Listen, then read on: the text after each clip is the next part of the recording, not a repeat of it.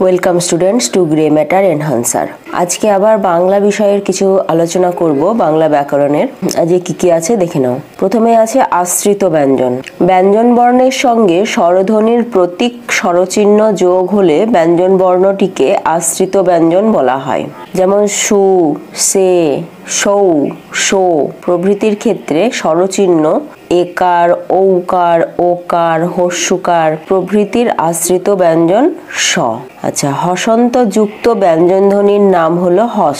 আর হসন্ত যুক্ত বর্ণ কোনো শব্দের শেষে থাকলে তাকে হলন্ত শব্দ বলে। যেমন দৃক, হস। এরপরে দেখো রাত শব্দটি হলো অর্ধ তৎসম শব্দ। এরপর আছে একটা সন্ধি বিচ্ছেদ, যদ্যপি। কি হবে? যদি যুক্ত অপি। তারপরে আছে জিলাপি, এর থেকে হয়েছে জিলিপি। এটা কি ঘটনা? এটাকে বলে স্বরসঙ্গতি। এরপর আছে এক কথায় প্রকাশ, জানতে ইচ্ছুক। অপশন আছে জিজ্ঞাসা, জিজ্ঞাসু, জ্ঞাত, কোনোটি সঠিক নয়। উত্তর হবে জিজ্ঞাসু।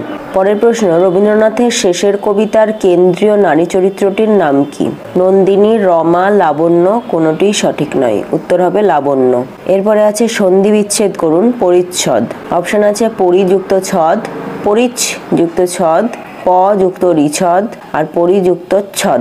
উত্তর হবে পরিযুক্ত ছদ। নেক্সট, মৃত্যু শব্দের সমার্থক শব্দ হবে দেহরক্ষা। রবীন্দ্রনাথের কাহিনী কাব্যগ্রন্থটি কত সালে প্রকাশিত হয়? 1900 সালে। তাহলে আজকের এটুকুই থাকলো আলোচনা। আবার দেখা হচ্ছে পরের ক্লাসে।